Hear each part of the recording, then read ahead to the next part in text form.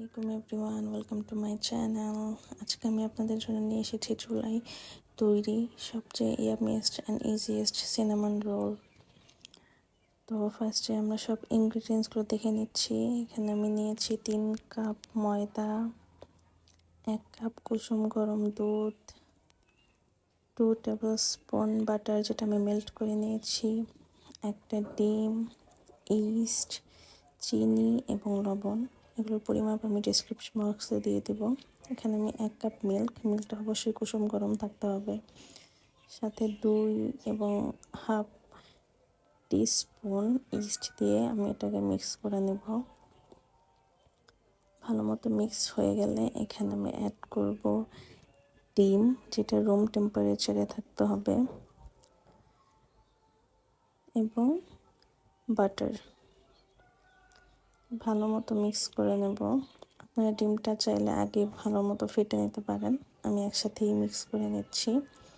তো ভালো মতো মিক্স হয়ে গেলে আমি এখানে অ্যাড করব চিনি, গ্রাইন্ডেড সুগার, যেটা আমি নর্মাল চিনি আমি জাস্ট ব্লেন্ডারে নিয়ে গুঁড়ো করে নিয়েছি। এখানে আমি 4 টেবিল স্পুন চিনি এবং হাফ টিস্পুন লবণ দিয়ে ভালো মতো মিক্স করে নিয়েছি। এরপর আমি দিয়েছি ময়দা, এখানে আমি 3 কাপ ময়দা ইউজ করেছি। এখন এটাকে আমরা ভালো মতো মিক্স করে একটা স্মুথ ডো বানিয়ে নেব। ভালো মতো মধ্যে একদম স্মুথ ডো বানিয়ে নেবেন। এরপর ডোটা আমরা just half an hour 30 to 40 মিনিটসের মতো ঢেকে রাখবো। এখন আমি নিয়েছি 6 টেবিল স্পুন অফ বাটার, যেটা আমি আগে ফ্রিজ থেকে বের করে একটু সফট করে নিয়েছি। 1/4 কাপ গ্রাইন্ডেড সুগার, এখানে সবাই ব্রাউন সুগার ইউজ করে, আমার কাছে ছিল না তাই আমি হোয়াইট সুগার ইউজ করেছি। এবং 1.5 table spoon of cinnamon powder, আমি বেসিক্যালি দারচিনি শুধু একটু রোস্ট করে ব্লেন্ড করে নিয়েছি।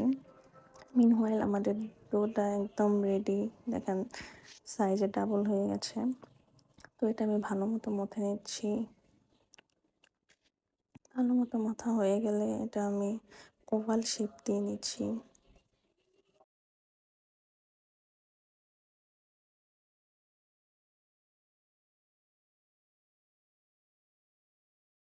আচ্ছা, তো এখন আমি আমাদের ডোটা একটু লম্বা করে বেলে নিচ্ছি। গোল হবে না, ডোটা লম্বা হবে।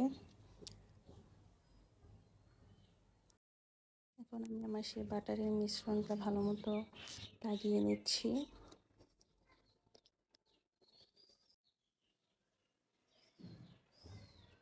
এখন আমি এটা এইভাবে একদম রোল করে মুখটা আটকিয়ে নিচ্ছি, না হলে আমাদের বাটারটা বের হয়ে যাবে। এবং আমি একটা সুতা নিয়ে ঠিক এইভাবে, ভিডিওতে আপনি দেখতে পাচ্ছেন আশা করি খুব ভালো মতো, ঠিক এইভাবে কেটে নিচ্ছি।